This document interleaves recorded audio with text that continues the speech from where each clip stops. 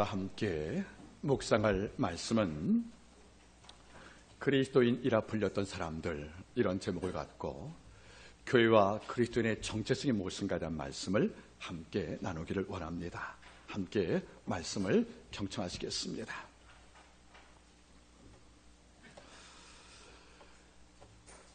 많은 사람들을 만나면은 가장 많이 듣는 말이 너무 힘들어, 이런 말입니다. 왜 이렇게 피곤하지? 너무 힘겨워, 이런 말을 참 많이 듣게 됩니다. 얼마 전 오늘 벗과 대화할 때에 물론 목회자 있습니다. 제가 똑같은 말을 반복을 합니다. 형님, 참 목회가 힘듭니다. 그리고 집안에서 가장에 대해서 내 아내와 자녀 이끄는 것도 정말 너무 힘겹네 하고 속에 있는 마음을 제가 토로할 때 같은 입장이니까 달리 위로할 게 있겠습니까? 이럴 때 제가 두 마디를 언급한 기억이 납니다.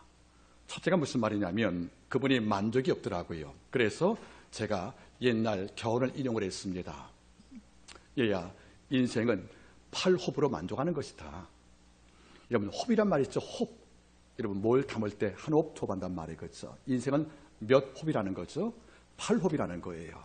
만족은 여러 발이겠습니까? 그런데 인생이라는 것이 뭐예요? 8호흡 정도면 족하다는 거예요. 근데 우리는 어떤 마음이 있습니까?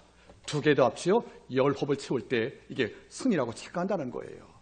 여러분들, 뭐든지 전부 다 얻는 법은 없다는 거지요. 모두가 다 나 좋아할 수 없다는 겁니다. 모두가 다 내 말 듣는 것은 아니라는 거예요. 내가 뭐하는 족족 다 이겨서 10전 10승 거둔 일이 없다는 거지요. 적어도 승리의 인생이라는 것은 한 번도 지지 않는 것이 아니라 우리가 여러 가운데 8호흡들, 즉 인생은 8호흡으로 사는 거예요. 나머지 두 호흡이 없잖아요. 이게 아쉽지만 그게 바로 만족이라는 것이 아니겠습니까? 이러니까 친구가 조금 마음이 나은 듯 합니다. 한번 따라하겠습니까? 인생은 8호흡으로 사는 것이다. 그 이상 추구할 때 우리는 오욕이라는 것이, 탐욕이라는 것이, 과잉 때문에 우리가 실패할 때가 많다는 것이 아니겠습니까? 두 번째 언급을 제가 이렇게 했습니다. 두 번째는 얘야, 우리라는 것이 삶이 뭔지 아느냐? 아침에 잠을 깰 때 반쯤은 흐리고 반쯤 맑은 거, 이게 우리 삶이라는 거예요. 여러분, 3월달 날씨 바라보세요. 잠 깨고 창문 열어보실래요? 반쯤 흐리고 반쯤 맑잖아요. 우리가 매일 맑고 매일 흐리고 이건 아니라는 거지요. 우리가 마음속에 왜 여유가 필요한 것인가? 우리가 아무리 열심히 수고하고 아무리 탁월해도 인생 전부가 매일 맑은다는 아니라는 것이에요. 여러분들, 반쯤 흐리고 반쯤 맑다, 이걸 삶으로 인정하고 살아갈 때 우리 마음에 여러분들 조급함이 없지 않겠냐, 그런 말이에요. 친구가 이걸 듣고 나서 조금 치유를 받은 것만 같습니다. 여러분, 저도 마찬가지예요. 인생은 8호흡으로 사는 거예요. 10개 다 취하는 것이 반드시 모든 자에게 주어진 특권이 아니라는 것입니다. 그리고 나라고 여유가 아닌 거예요. 설사 우리가 크리스찬이고 하나님을 정말 경배하지만 우리의 인생이라는 것은 반쯤 흐리고 반쯤 맑은 3월의 날씨와 다를 게 없다, 그런 말이에요. 이걸 알고 있다면 조금 더 우리 자신에게 노력할 필요가 있지 않겠습니까? 자, 그렇습니다. 가끔 제가 돌아볼 때마다 이런 말을 해요. 참 피곤하다, 힘들다, 어렵다, 끝이 안 보여, 이렇게 마음을 탕할 때 이 시대의 사회가 참 피로사회구나, 이걸 느낄 때가 참 많이 있다는 거죠. 그래서 사회학자들은 피로에 지치고 경제에 지쳐서 넘어진 이걸 평가할 때 이런 표현을 쓰고 있습니다. 퀸, 이른바 레드 퀸 이펙트라는 거. 여러분들, 레드 퀸이 뭐죠? 붉은 여왕. 붉은 여왕 효과란 말인데 제가 볼 때는 효과는 말보다는 붉은 여왕 이론이 맞겠습니다. 여러분, 붉은 여왕, 즉 레드 퀸이 어디 나옵니까? 한번 들어보시겠습니까? 이게 무슨 말이냐면 1865년도에 영국 작가 루이스 캐롤이 쓴 작품이 바로 이상한 나라의 앨리스라는 거예요. 이런 가끔 알죠? 앨리스. 그런데 그 작품은 이렇게 시작하는 거죠. 그 앨리스, 그 여자아이가 자기 여러분들 언니와 함께 강가에서 오후에 바라보다가 흰 토끼가 등장하는 거예요. 흰 토끼가. 이 흰 토끼가 말을 하거든요. 그리고 손에 뭘 들고 있습니까? 회중시계를. 이렇게 가끔 바라보니까 너무 신기한 거죠. 어떻게 토끼가 말을 하지? 흰 토끼예요. 그리고 시계를 갖고 있어요. 그 아이가 뭐죠? 날 따라오라는 거예요. 그래서 그를 따라서 굴로 들어가서 겪은 모든 것이 바로 이 사나의 앨리스거든요. 그리고 이걸 다 마친 다음에 두 번째 수석자를 만든 것이 뭐죠? 겨울날의 앨리스라는 거예요. 그런데 겨울날의 앨리스에 누가 등장하면 바로 붉은 여왕이 등장을 합니다. 앨리스가 붉은 여왕을 만난 거예요. 근데 이 나라가 이상한 나라입니다. 어떤 것이냐면 앨리스가 붉은 여왕과 함께 나무 숲을 지나가는데 너무 무서운 거예요. 그래서 막 뜁니다. 전속력을 뛰는데 항상 그 자리인 거예요. 그러니까 앨리스가 하는 말이죠. 붉은 여왕한테 내가 살던 나라에서 이만큼 뛰면 저만큼 갔다는 거죠. 왜 이 나라에서는 그리 열심히 뛰어도 제 자리입니까? 이러니까 하는 말이 뭐죠? 우리나라는 전속력을 뛰어도 제 자리고 이보다 앞서가려면 2배 달리라 그런 말이에요. 여러분 전속력을 뛰는데 제 자리입니다. 2배를 수 있겠습니까? 그게 아니다는 거예요. 그래서 하는 말이 뭡니까? 우리나라는 최선을 다해야 그 자리라는 거예요. 그리고 이걸 이기려면 몇 배? 2배를 달려야 한다. 2배 노력을 말하는 것이 아니겠습니까? 여기서 차가 나는 거죠. 이른바 레드킨 이펙트란 말이 무슨 말이겠습니까? 지금 이 사회는 내가 최선 다한다고 바뀌는 게 아니라는 거예요. 왜? 남도 그만큼 뛰고 있으니까. 이러니까 남보다 몇 배를 2배라는 것이니까 우리가 견딜 수가 없다는 거예요. 이 무한경쟁을 말하는 여러분들 레드킨 이펙트라는 말이 그 말이거든요. 이러니까 남만큼 남도 열심히 뛰고 남도 전속을 달리니까 내가 달려봤자 별 차이가 없다는 거예요. 쉽게 말씀드릴게요. 저는 대학 공부할 때 하루에 14시간을 앉아 공부했습니다. 몇 개월도 밖을 나간 적이 없어요. 그리고 20대까지 입학을 했습니다. 물어보니까 저만 그런 게 아니에요. 모두가 그런 거예요. 여러분 잊지 마십시오. 우리가 늘 말하죠. 최선 다했다고요. 그러니까 뭔가 결과물을 기대하잖아요. 이런데 결과물이 달라지지 않아요. 남도 그렇게 했다는 거죠. 우리나라에서는 전속력을 달려야 제자리야. 여기서 앞서가려면 몇 배를? 2배를. 이것이 현대사회의 맹점이라 그런 말이에요. 남과 똑같은 정도를 공부하고 남과 똑같은 노력을 기울일 경우에 우리가 아주 놀라운 변화가 있느냐 기대할 수 없다는 거죠. 그들도 나만큼 산다는 거예요. 이러니까 2배를 더 뛰거라. 이거를 우리가 볼 때 어떤 말이겠습니까? 이 시대는 정말로 무섭다는 거지요. 그렇게 노력을 하고 그렇게 애써도 그보다 2배를 움직여야 내가 산다. 이러니까 안 편할 수가 없잖아요. 이것이 바로 뭡니까? 바로 레드 퀸 이펙트라는 말을 말하는 것이거든요. 가끔 뭐예요? 목회도 마찬가지예요. 어느 목회자가 기도 않겠습니까? 어느 교회 여러분들 부흥을 꿈꾸지 않겠습니까? 이런데 큰 교회는 계속 성장하지만 작은 교회가 왜 어려움을 당할 것인가? 모든 교회가 다 그만큼 산다는 것이에요. 여러분 잘 보겠습니까? 붉은 여왕의 논리에 갇힌 현대사회는 무섭게 뛰고 달리다 보니까 여유가 없고 지치고 이제 하는 말이 뭐죠? I am tired. 난 피하다는 말밖에 나올 수가 없다는 거예요. 이래서 너무 지쳐있다는 거죠. 그래서 그들이 하나 바란답니다. 이런 지친 나를 누가 위로해 줄까? 이런 지친 나에게 와서 힘들지. 내가 있잖아. 내가 네 곁에 도와줄게 하는 이런 따스한 말을 지금 많은 사람은 찾고 있다는 거 아니겠습니까? 여러분 우리가 하는 말은 힐링이 뭐예요? 힐링. 치유받는 거잖아요. 뭘로 치유받습니까? 정말 붉은 여왕의 논리에 갇히어서 남보다 2배 뛰어야 앞서가는 이런 무서운 경제에 살다 보니까 우리는 영역의 자유를 잃고 지칠 수밖에 없다는 거예요. 이런데 또 옆에서 경쟁을 또 부추깁니다. 더 해라고요. 더 강해지라고요. 이러니까 모아된 나오 지금보다 더 나아지라고 외치니까 지쳐 견딜 수가 없다는 거예요. 이럴 때 누군가 한 말이 와서 하는 말이 뭐죠? 너 최선 다했지 않느냐? 너 충분히 열심히 살았어. 너 이 상태는 멋있다고 위로와 격려할 때 우리 마음에 힐링이 올 수밖에 없다는 것이 아니겠습니까? 여러분 돌아보세요. 내가 너무 지쳐 있어요. 이럴 때 누가 말합니다. 너는 언제나 멋있구나. 넌 정말로 뭘 하든 간에 빛이 나. 그리고 차가운 끝이 남아있어 하고 나를 격려해주면 이걸로 상상 못할 우리가 샘을 얻는 것이 바로 인생이 아니겠습니까? 여러분들. 저는 그렇습니다. 크리스찬들은 복받은 자들이에요. 왜인지 아십니까? 믿지 않는 자는 내가 어려움 당할 때 그냥 거리면서 연민을 할 수 있다는 거죠. 그럼 믿는 성도끼리 뭡니까? 누구의 어려움 당할 때 누구도 남을 보지 않거든요. 그래서 뭐 하는 것입니까? 그걸 위해 기도합니다. 그리고 밤을 새워줍니다. 그리고 아픈 마음으로 함께 권면하고 함께 고통을 치료하지 않겠습니까? 이러니까 내가 정말 어려움 당할 때, 곤고할 때 나를 위해 밤을 새워 기도할 자가 내 곁에 있다는 것은 너무도 행복한 일이고요. 이걸 이해해주고 함께 아파할 자가 내 곁에 있다는 것은 행복에 충분적으로 가능하지 않겠습니까? 여러분은 결코 불행하지 않습니다. 내 아픔을, 내 고통을 충분히 공감을 하고 함께 밤을 새워 기도할 만한 사람이 내 곁에 있다는 것이고 이런 몸이 교회라면 여러분은 진정으로 불행한 자가 아니라는 것을 믿기를 부탁드리는 것입니다.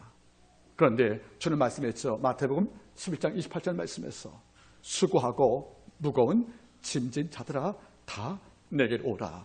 내가 너희를 쉬게 하리라. 원문은 더 멋있어요. 수고하고 무거운 짐들에 주저앉은 자들아 너는 지금 내게로 오라. 그러면 내가 너에게 평안한 안식을 지원한다. 이런 말이거든요. 여러분, 그리스도 안에서 외에는 안식이 없다는 것이에요. 우리가 이른바 레드킨 현상에서 무한히 싸우고 지치고 물어뜯고 싸우면서 승리가 없는 이런 생존 경쟁에 살다던 우리가 언제 마음의 안식과 평안을 줄 수 있겠습니까? 경쟁과 싸움과 이김을 다 내려놓고 피조물의 모습으로 와서 하나님을 경배하는 이 거룩한 주일날, 하나님께서 날 초청하사 안기 주었다면 여기서 너희가 내게 쉼을 얻고 있다는 것이 아니겠습니까? 이런 까닭에 성 어스틴은 말하는 거예요. 고백력에서 네가 그리스도 앞에 나오기 전까지 내 삶에 안식이 없단 말이 그 말 아니겠습니까? 지금 여러분들 많이 지쳐 있습니까? 많이 피곤하십니까? 이른바 사회가 강요하는 레드킨 붉은 여왕의 논리에서 지금도 힘든데 더 뛰라고 하니까, 지금도 내가 치료당하는데 두 배의 토에 앞서간다니까 마음의 강박관념들 그리고 초조함들, 이걸로 우리가 아파하고 있다면 이 시간 하나님의 치유와 예수 위로가 있기를 주 이름으로 부탁을 드리는 것입니다. 이런 자를 모아서 예수의 치유를 주는 것이 바로 교회라는 것입니다. 교회라는 원명은 뭐죠? 에클레시아. 에클라 말입니까? 뭐뭐에서 밖으로.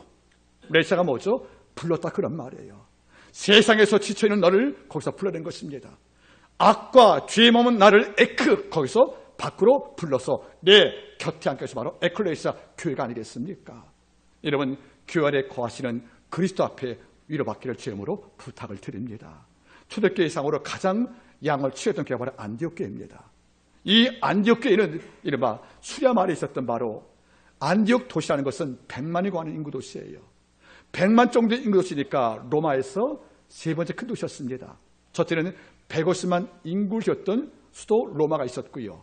약 120만의 알렉산드리아, 그리고 약 80에서 100만 정도의 수리아 안디옥이 있는데, 안디옥 도시는 여러분들 로마 제국에서 세 번째 큰 도시입니다. 그러니까 이 도시는 각층의 인물이 다 모이는 곳이 아니겠습니까? 이러니까 무슨 말이겠습니까? 경제적인 경쟁들, 싸움들, 무서운 질병들, 이것이 다 모인 곳이 바로 안디옥인데 여기에 드디어 교회가 세워진 것입니다. 그런데 많은 도시에 교회가 세워졌지만 적어도 사도행전에서 안디옥 교회라는 일이 모두 13번 나옵니다. 13번. 누가의 기록을 바라보면 다른 교회에 대한 기록은 몇 번씩 안 나오는데 안디옥 교회라는 말이 모두 13번 나온다는 무슨 말이에요? 어쩌면 바울 당시에, 누가 당시에, 본문 당시에 가장 그 사회에서 총망을 받고 또는 명성을 얻은 교회가 바로 안디옥 교회라는 말이 여기서 반드일 수밖에 없다는 거예요. 모든 자가 입을 열면 안디옥 교회라는 말했다는 말은 무슨 말이겠습니까? 이 교회 그만큼 좋은 의미로 이름이 날렸고 이 교회가 갖고는 영적인 영향이 컸기 때문에 모든 자가, 특히 누가는 13번에 걸쳐서 이 상황에서 그 교회를 엉망한 것을 볼 때 놀라지 않겠습니까? 이제 우리는 안디옥 교회를 지향할 것입니다. 그러면 이 안디옥 교회의 태생과 그가 갖고 있었던 바로 내용물들과 그리고 이 교회가 남긴 결과물 세 가지 볼 때에 우리가 앞으로 닮아갈 이 교회 형상을 우리가 함께 보기를 원하는 것입니다. 자, 먼저 안디옥 교회의 탄생을 바라보지요. 성경 보시겠습니까? 우리가 11장 19절 때 스테반의 일로 일어난 환란에 인하여 흩어진 자들이 메니게와 구브로와 안디옥까지 가서 이르러 도를 유대인에게 전했다고 성경 말씀한 거예요. 그리고 그 다음 말이 뭐죠? 20절 그 중에 구브로와 구레네 및 몇 사람이 안디옥에 이르러 헬라인에게도 말하여 주 예수를 전파하니 주 예수님이 그들과 함께 하심에 수단 무리가 다 믿고 주께 들어왔다고 말합니다. 여러분, 안디옥의 탄생이 어떻게 좋았습니까? 놀란 거라는 거예요. 스테반이 순교했잖아요. 바울도 동참을 한 거죠. 그때 사울이었습니다. 그런데 원래 하나님께서는 사도행전 1장 8절 말씀에 어떤 말씀을 하셨죠? 오직 성령이 너에게 임하시면 너희가 권능을 받고 예루살렘과 온 유다와 사마리아와 땅까지 이르러 내 못되라고요? 증인되라. 그래서 여러분들 증인되려면 가셔야 되는 거잖아요. 어디까지? 땅 끝까지. 그래서 여러분들 1장에서 약속 주어 18절 말씀에, 그리고 2장에서 성령을 받았잖아요. 그래서 3장에서 교회가 세지 않습니까? 그러면 성령을 받았으니까 어떻게 되는 거야, 교회는요? 땅 끝까지 나가서 전파하는 게 맞잖아요. 이런데 6장까지 바라볼 때 교회가 땅끝에 안 가고 교회에서 머문 거예요. 여러분들 성령을 받으면 권능을 주셨고 그 이유가 뭐죠? 증인되라고. 그럼 어디까지? 땅끝까지. 예루살렘을 넘어서 그죠? 사마리아 땅끝까지. 그러면 2장에서 성령 받았잖아요. 그러면 이 백성은 어디라는 것이 마땅한 것이죠? 땅까지 말씀을 통해서 흩어지게 해서 맞다는 거예요. 이런데 안 가고 있다는 거죠. 이러니까 하나님께서는 뭡니까? 얘들아, 성령을 받고 권능을 입었으면 내가 약속을 주었잖아. 내가 너에게 권능을 주니까 뭐지요? 선교를 준 거란 말입니다. 먼 땅까지서 말씀을 선포하고 흩어지라고요. 이런데 흩어짐 없이 교회에서 모여있는 예루살렘에 아버지가 안타까웠어요. 이 백성을 어떻게 합니까? 흩트기 위해서 누가 순교의 제물로 쓰임 받습니까? 스데반이 핍박을 받고 죽었다는 거예요. 이걸 통해서 스데반을 바라볼 때 유대 당국은 이제 뭡니까? 두려웠다는 거죠. 이런 인물이 교회에 많이 있어 이 기회에 뿌리 뽑자는 거죠. 그래서 박멸을 시도합니다. 박멸을. 이러니까 이 교회는 뭡니까? 서서 앉아 죽을 수는 없잖아요. 이러니까 드디어 다 흩어져 버린 것입니다. 따라하겠습니까? 흩어지지 않으면 흩어지게 하신다. 결국 교회가 흩어진 거란 말이에요. 이거를 오늘 말하는 거죠. 자, 이 말씀을 알고 들어보시겠습니까? 자, 19절 때에 스데반의 일로 일어난 환란이 인하여 흩어진 자들이, 이 말이 그 말인 거예요. 여러분 잊지 마세요. 흩어지지 않으니까 아버지가 어떻게 했다고요? 강제로 흩어지게 하셨다는 거예요. 여러분 이거 볼 때마다 마음이 두렵거든요. 말을 바꿔보겠습니까? 여러분들 은혜 받으면 뭐 하는 게 필요해요? 기도하는 게 필요하죠. 그러면 기도할 때가 기도 안 하면 아버지가 기도하게 만들잖아요. 어떻게 해요? 문제 고통을 주어서, 실패를 주어서. 여러분들 아버지 앞에 여러분들 걸어간 날 예배를 드린 것을 안 드리면 예배 드리게 만들잖아요. 어떻게 해요, 여러분들? 때로 삶 속에 결핍과 고통을 자가 있다는 거죠. 하나님께 나오게 만드는 것이 아니겠습니까? 원래부터 성령을 받으면 흩어져야 되는 것입니다. 이런데 흩어지지 않고 여기가 좋다는 거예요. 이러니까 아버지가 흩어지다는 거 아니겠습니까? 실제로 우리가 스스로 흩어지는 것이 맞다는 겁니다. 이런데 안 그러니까 아버지가 흩어서 수동태를 만든 것이 아니겠습니까? 바로 이 문제입니다. 우리가 아버지 앞에 열정과 뜨거움과 믿음을 가질 것이 갖지 못하면 아버지가 갖게 하려고 할 수 없이 당신께 엎드릴 만한 이유를 제공하사 고통과 연달될 때가 있다는 거죠. 그러면 우리가 무엇이 잘 될 때는 영적 이완이 와서 간절함이 없잖아요. 이런데 내 가족에 우환이 생겼어요. 내가 아파요. 어떤 문제가 와서 정신 못 차리겠습니다. 이러면 아무리 강한 자도 어쩝니까? 이런 부복되거든요. 이럴 때 하나님이요, 날 도우라고 엎드릴 때 드디어 기도가 되는 겁니다. 여러분 잊지 마십시오. 우리가 흩어지지 않으면 아버지가 흩어지게 하십니다. 우리가 영성 진보가 없으면 아버지가 진보하게 만드는 거예요. 단지 그 방법이 연단과 세울 수밖에 없다는 거잖아요. 결국 흩어졌습니다. 그래서 말씀을 증거할 때 드디어 안디옥 땅에서 말씀을 증거하고 교회가 세워진 것이 아니겠냐, 그런 말이에요. 여러분 아까 말했지만 안디옥 교회는 안디옥 도시가 올해 거대 도시입니다. 이 큰 도시라는 것은 뭐죠? 그 안에 많은 기독교와 다른 이질 도시가 많이 있다는 거 아니겠어요? 우리 상주에도 많이 있었고요. 여기서 교회가 세워집니다. 그런데 놀란 게 뭔지 아십니까? 얼마나 이 교회가 붕괴였는가를 보십시오. 자, 보겠습니까? 우리 11장 우리 같이 읽겠습니다. 21절 시작. 주의 손이 그들과 함께 하심에 수다한 사람이 믿고 주께 돌아오더라. 이 본문은 제가 심장에 떨립니다. 여러분이 그냥 읽으셨지요? 저는 목회자니까 이제 떨리는 거예요. 여기서 두 단에 주목을 합니다. 주의 손이 그들과 함께 했다. 여러분 잘 보세요. 주의 손이란 말이 뭡니까? 일하는 손이잖아요. 그리고 권능의 손이잖아요. 이 손은 창조의 손이잖아요. 이 손은 죽음을 생을 만드는 창조의 손이 아니겠습니까? 그러니까 이 교회의 부흥이라는 것은 뭡니까? 내가 말씀을 증거했으니까 교회가 부흥되었단 말은 이전에 주의 손이 그들과 함께 하시네. 아버지의 권능의 손이 내 기업과 내 삶과 교회에 함께 하심에 수단벌이가 이렇게 왔다는 것이 아니겠습니까? 여러분 여기에 답이 있다는 것이에요. 내 삶이 피곤하지만 내가 남보다 똑같이 경쟁해도 그들도 똑같이 경쟁하니까 내가 앞서갈 수가 없는 거예요. 여러분 보시겠습니까? 스카이대를 간다는 것은 집사님 정말 힘들잖아, 그렇죠? 우리가 드라마 봤지 않습니까? 입시 설계사한테 몇 억 정도가 아니잖아요. 스카우트 하고요. 또 대시동에 있는 대형 학원에서는 한 강사 모셔올 때 연봉이 얼마인지 우리가 상상 못하거든요. 왜 그러겠습니까? 투자비율 생산 나온다는 거예요. 그러면 여러분 잘 보겠습니까? 그러면 스카이를 가기 위한 아이들은 공부를 얼마나 할까? 얼마나 할까 아니라 얼마나 안 쉴까예요, 여러분들. 이 아이는 무서운 전쟁과를 공부하고 있는 것이 아니겠습니까? 여러분 이럴 때 그는 지치는 거예요. 여러분 그래도 서울대 갔습니다. 가보니까 어떤 문제가 생깁니까? 내 지역에서는 저거나 탑 달려서 서울대 갔는데 가보니까 이런 애가 다 모여있는 거예요. 서울대학교. 거기서 또 못 견디는 겁니다. 그러니까 무슨 말인지 아십니까? 내가 지역에서 학교에 탑을 끊었어요. 그리고 우리 학교에서 유일하게 서울대학교에 갔습니다. 가보니까 이런 무리가 서울대학교 여러분들 몇천 명 있는 거예요. 이 소리 하다 보니까 내가 또 아무것도 아닙니다. 내가 전승을 달려왔는데 막상 와보니까 다 똑같이 달려왔고 누구는 나보다 이만큼 앞서가 있다는 거예요. 이럴 때 뭘 느낍니까? 자기의 한계를 느낀다는 거 아니겠습니까? 우리는 좌절합니다. 이게 바로 인생이라는 거예요. 어떤 가장이 내 식구를 위해서 여러분들 최선을 다하지 않겠습니까? 전으로 달렸단 말이에요. 이런데 모든 가족이 똑같이 다니는 거란 말이에요. 이러니까 나아진 게 없어요. 이럴 때마다 우리는 지치고 낙심할 때가 있는데 성경 말씀 우리에게 또 하나의 답을 주고 있습니다. 똑같이 경쟁하지만 이런 싸움에서 내가 진정한 승리는 원리가 뭔지 아시냐? 네 삶을 주선이 덮어야 된다. 네 삶을 주선이 잡아줘야 한다. 네 손을 아버지가 잡아줄 때, 즉 주의 손이 그들과 함께할 때 수단머리가 죽게 되는 역사가 나오는 것이 아니겠습니까? 우리 이 부분을 여러분들 간과하시면 안 됩니다. 여러분 저는 늘 1000번만 같은 고백을 합니다. 아버지 제 약함 아시잖아요.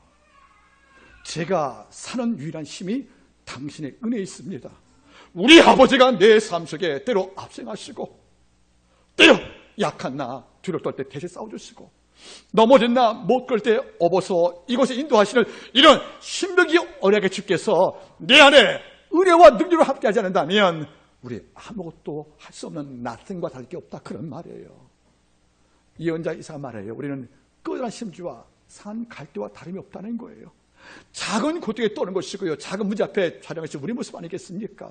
이런 내가 진정한 승리를 얻으려면 우리 안에서 능력을 찾지 마시고요. 하나님의 손이 우리 삶 속에 함께 하실 때라는 것이요. 안좋게 부흥의 이유는 하나입니다. 그의 출발점과 발화점이 무엇이었냐면 아버지의 손이 이 길을 붙잡아 지킬 때였다는 거지요. 이런 부모님은 기도할 필요가 있다는 거예요. 하나님의 창조의 손길이요. 내 자녀의 안전을 아버지가 당신 손으로 지키심을 통하여 사자 입이 내 자녀 물지 말게 도와주옵소서. 내 기업이 기초가 흔들릴 만한 고통을 당하지 않으려면 하나님께서 그의 창조의 손으로 내 기업을 덮으심을 통하여 이 재앙이 피하도록 하나님께서 포하지 않는다면 우리를 살 수가 없다 그런 말입니다. 우리는 말하는 거죠. 그건 니체 같은 분을 좋아했던 분을 말하는 거죠. 야, 너희 기독교인들은 그렇게 초라하냐? 신에게 의지해서만이 인생을 살 정도로 너희가 노예 근성이 있느냐 하고 말지 모르겠지만 칼빈은 말하는 거예요. 두려움을 느끼는 것은 약한 자의 감정이 아니고 하나님을 아는 자의 감정이라는 거예요. 여러분, 두렵단 말은 약자의 감정 같이 여러분들 아닌 거예요. 제 떨고 있네? 아니 여러분들. 우리가 왜 떨어요 여러분들? 세상을 하니까 내 힘으로 안 되거든요. 이러니까 떠는 겁니다. 여러분 제가 말씀 안 드립니까? 젊은 아이들은 위험한 거 몰라요. 오토바이크 사이클 여러분들 120 밟고 손 놓고 다니잖아요. 우리는 그렇게 안 하죠. 못해서가 아니고 위험하니까 하는 것입니다. 나이가 40 넘을 때 뭘 느낍니까? 위험한 걸 아는 거예요. 내가 나이가 40 넘으니까 뭘 느낍니까? 세상이 만만치가 않아요. 내가 전승을 달려도 남도 똑같이 하기 때문에 내게 어서 승리가 오기 어려움을 안다는 거예요. 이렇게 세상이 무서운 거예요. 그런 무서운 감정은 약한 자의 감정이 아니고 인생을 안 자의 감정이 아니겠습니까? 이러니까 우리가 뭘 기도합니까? 아버지요, 이길 힘과 피할 길이 있는 당신 손이 날 잡아야 하는 고백이 날 수밖에 없다 그런 말이에요. 여러분 다시 말할게요. 바울은 디모데후서 1장에서 하는 말이 뭡니까? 하나님 아버지와 그리스도 예수로 나오는 은혜와 긍휼과 평강이 너에게 있을지어다 이거예요. 아버지의 은혜가 즉 은혜의 손이 내 삶을 전체 개입하지 않으면 우리의 승리는 요원할 수밖에 없다 그런 말입니다. 이거를 믿음으로 공감한 자가 참 성도입니다. 여러분들 제가 접해 엎드리면 첫 마디가 뭔지 아세요? 하나님 저 아무것도 아닙니다. 젊을 때는 제가 뭔지 알았어요. 먼저 데리지 않았단 말이에요. 이런데 가족을 끌어가고 양들을 끌어가고 이 거대한 세상의 악과 마주쳐 있는 날 바라볼 때 내가 할 수 있는 것이 별로 없어요. 결국 뭘 느낀지 아십니까? 커져 보이던 내가 주께 엎드리면 나는 좁쌀 맞는 모양도 안 되는 것밖에 안 하는 거예요. 하나님께 하는 말이 뭐죠? 주님, 주 예수여 은혜를 내려주사. 그들아 날 수밖에 없다는 거죠. 안디옥교회 탄생이 뭡니까? 주 예수님 그들과 함께 하심에. 그 다음 말이 뭐죠? 수단 무리가 죽게. 그 다음 말이 뭡니까? 한번 같이 읽어보겠습니까? 다시 죄송합니다. 21절 시작. 주 예수님 그들과 함께 하심에 수단 사람이 믿고. 그 다음 말이 뭐예요? 죽게 돌아오더라. 여러분들 우리말 번역 성경은 조금 미흡합니다. 우리말 성경은 죽게 돌아왔단 말이지요. 근데 헬라 원문은 돌아왔단 말이 이렇게 번역이 되어 있어요. 에피. 여러분 잘 보겠습니까? 에피란 말이 앞에 등장. 에피란 말이 뭐죠? 다시 한 말이에요. 다시. 에피 스텝레턴. 수단무리가 죽게 다시 돌아왔다는 거예요. 이 말은 무슨 말이겠습니까? 원래 우리가 있던 자리가 아버지 앞에 있는 게 원래 자리였거든요. 우리가 우상을 따라갔다는 거예요. 이런 자가 이제 원래 있을 자리로 다시 왔다는 것이에요. 원점으로. 여러분 표현이 멋있잖아요. 저희가 예수를 믿고 주님 앞으로 원래 있던 자리로 다시 왔다는 말이죠. 즉 믿다가 타겠다는 말이 아니라 원래 우리가 어떤 자리에 있을 것이 맞아요. 창조자 앞에 있는 것이 맞다는 거예요. 지금 우리가 뭡니까?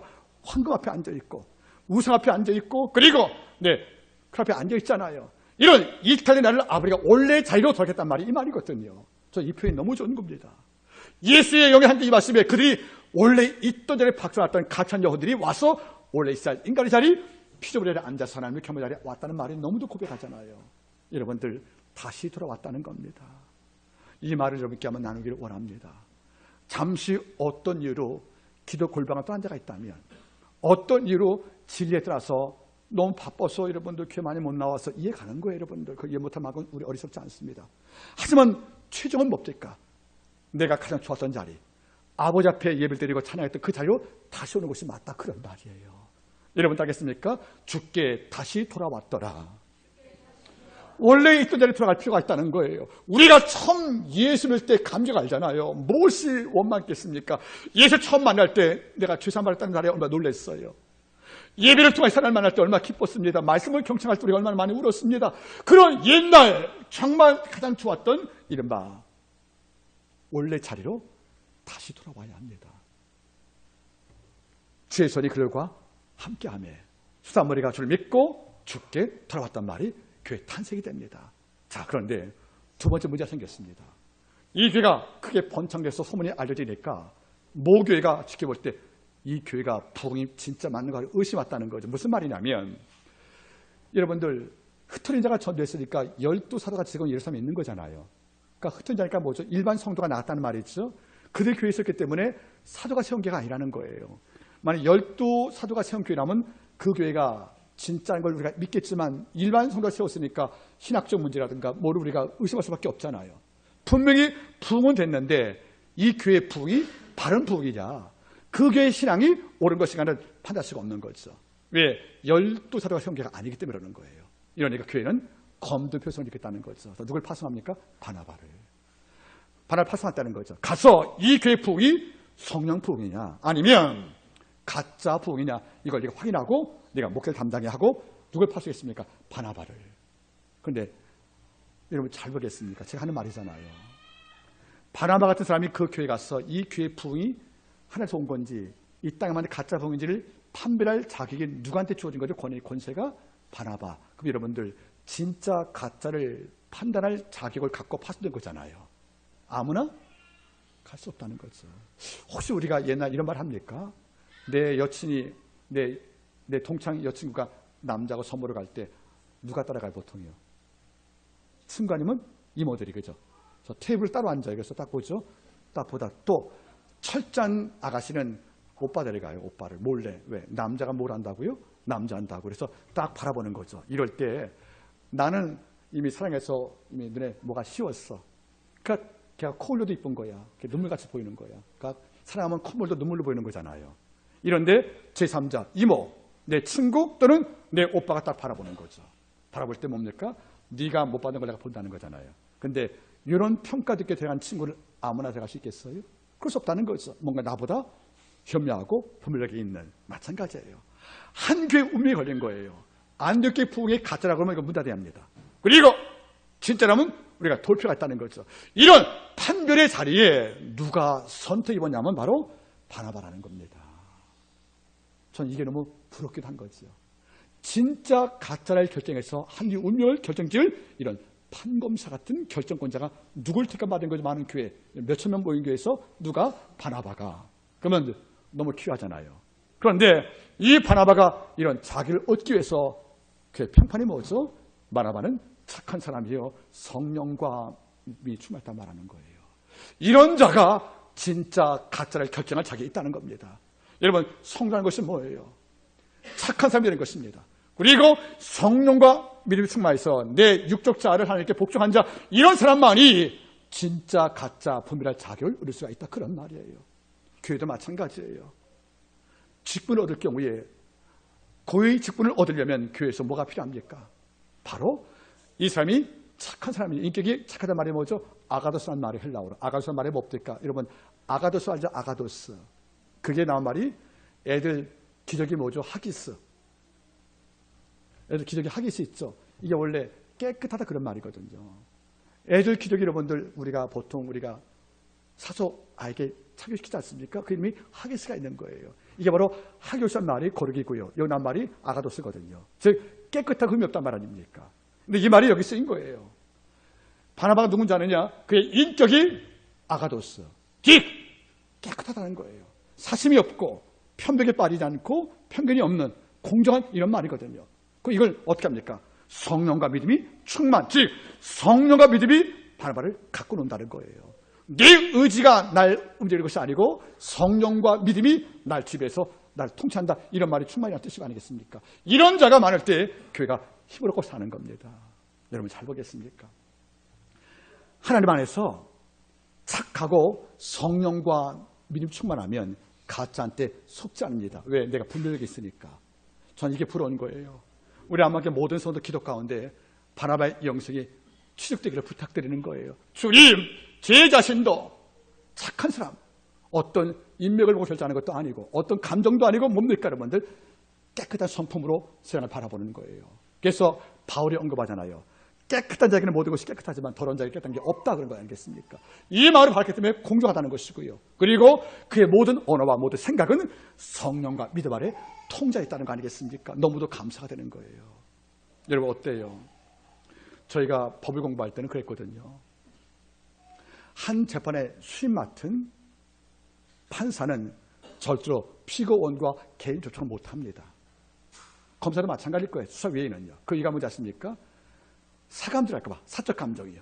이런 까닭에 우리가 왜 이제 아십니까? 우리가 공포에 걸려고요. 혹시 여러분들 법원에 가면 정의 여신상이 있죠, 그렇죠? 정의 여신상 여러분들 우리 드라마에 많이 나오지 않습니까? 여러분 정의 여신상 모습이 어떻게 생겼습니까? 첫째는 뭘 가렸지요? 눈을 가리고, 두 번째는 뭘 들고 있습니까?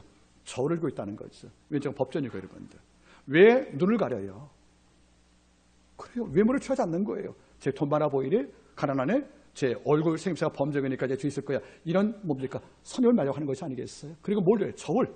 법에 의해서 공개한다는 거예요. 저울 1000층을 갖고 나서 마찬가지 말하는 거죠. 진짜 가짜를 구별할 때 왜 바나바가 파송되었냐면 바로 그런 마음인 거예요. 네가 마음이 착하니까, 즉 깨끗하니까 외모로 평가하지 않는 것이고요. 네 인격이 성령과 믿음의 통제를 있으니까 사견을 갖고 평가하지 않는 것이 아니겠습니까? 모든 판결은 법으로 말하는 거잖아요. 사견이 아니고, 물론 정산 참작되어도 근본을 보니까 법전에 그것을 우리가 판결하는 것이 맞다는 거죠. 이런 관점을 지난 누구냐면 바나바밖에 없다는 거예요. 전 여러분들이 그리스도인 되려면 모든 자에게 이런 평판을 받아야 합니다. 걔는 내 친구지만 내가 잘못할 때 너 잘못을 말하면 공정성이요. 걔는 뭘 해도 입장이 공정해.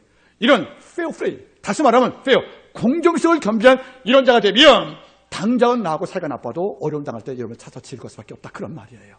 바나바는 이런 조건을 갖춘 것입니다. 이러니까 교회는 믿고 혼자 파송을 하는 거예요. 네가 결정하거라고. 드디어 무거운 중을 맞고 바나바가 안동에 이뤘습니다. 이제는 이 교회에 진짜 가짜를 결정할 필요가 있다는 거죠. 자, 때가 왔습니다. 보십니까? 11장. 23번째, 저가 이르러, 안디옥교회의 바나바가 이르러. 그란 말이 뭡니까? 시작. 하나님의 은혜를 보고 기뻐하여. 아멘. 여러분 잘 보세요. 바나바 교회를 도착했습니다. 이 부흥이 진짜인가 가짜인가 이제 내 판단에서 교회가 운명이 결정이 돼요. 그런데 그 교회가 진짜인가 가짜를 평가하는 기준이 바로 하나였습니다. 하나님의 은혜가 있느냐 없느냐예요. 보니까 하나님의 무엇이 카리스, 은혜가 많은 거예요. 예배가 살아있고 말씀이 귀하고 그리고 기도가 살아있고 진리가 옳아요. 지금 뭘 봤냐면 모인 숫자와 안디옥교회 사람들이 나를 배려했던 향응을 인하여 진짜 가짜를 가는 것이 아니라 우리 이거 있지 않습니까? 갔더니 안디옥교회 성도가 나와서 절도 하고 음식을 준비하고 옷을 예배하고 여러분들 물질을 제공할 때 이거를 근거해서 진짜를 이렇게 하지 않는다는 거죠. 뭘로 결정하는 것입니까? 하나님의 은혜를 보기 했다는 거예요.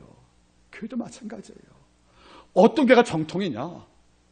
그 교회가 하나님의 은혜, 즉 성령으로 만드시는 말씀의 일하심과 찬양 권세와 그리고 진리의 일하심을 통하여 이 교회가 말씀과 진리에 국회에서 이런 은혜가 존재하면 이 교회는 진짜다 그런 말입니다.